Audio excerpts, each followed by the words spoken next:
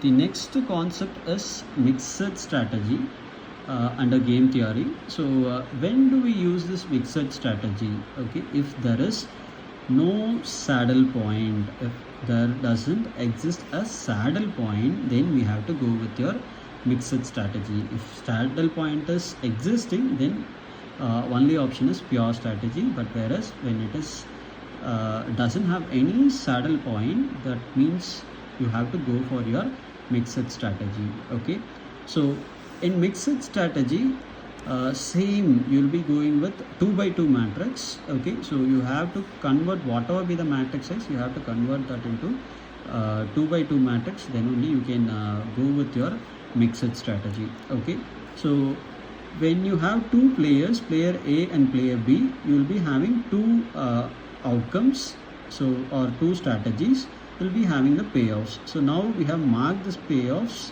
as A, B, C and D. Okay, and this we have to calculate oddments. Okay, so we have to calculate oddments. Okay, so oddments means for these two are the oddments. Okay, you have to subtract these two. For this one you have to subtract these two. Okay, so that is your oddments, so which is not being a part of it. Okay, first row C and D is not a part, so you have to subtract that, and it will be into modulus, which means that if you subtract and negative symbol is coming, even though you can consider as a positive symbol. Okay, and for C and D, the odd man is A and B, so you have to subtract these two. Same way for A and C, B and D is the odd man, and for B and D, A and C is the odd man, so you have to subtract the oddments. Okay, so this is the oddments.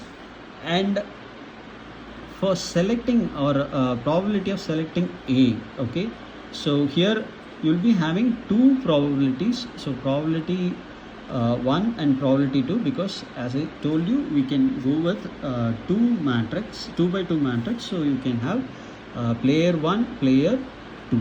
Okay, so when you're going with P1 strategy, okay, so probability of A, okay, so P1, so the formula goes like this: C minus D. Okay, so C minus D divided by C minus D plus A minus B. Okay, so the numerator is going to be this, divided by, add these two.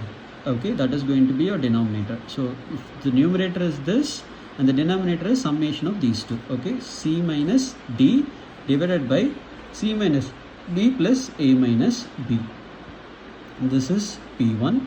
And for P2, same way, this is what we are going to find out. So A minus B divided by A minus B plus C minus D. So the denominator is going to be the summation of these two. Okay, the same. Okay, and for player B, you will be choosing either these two. Either you will be choosing these two. Okay, so first one we have to take B minus D. So B minus D. Okay, so B minus D, then you have to summate these two, that is going to be your denominator, B minus D plus A minus C. Okay, so that is going to be your denominator. And the next one, A minus C. So A minus C divided by the same, B minus D plus A minus C, that is going to be the denominator. Okay, so this is how you will be finding the probability of selecting player B. So player A is P1 and P2, player B will be represented as Q1 and Q2. The next thing is we have to find out the value of the game. Okay, so how we are going to find out the value of the game? We have formula. So value of game equals to A. Okay, so A you have to multiply with C minus D. Okay, plus C you have to multiply with A minus B. So A you have to multiply with C minus D. C you have to multiply with A minus B.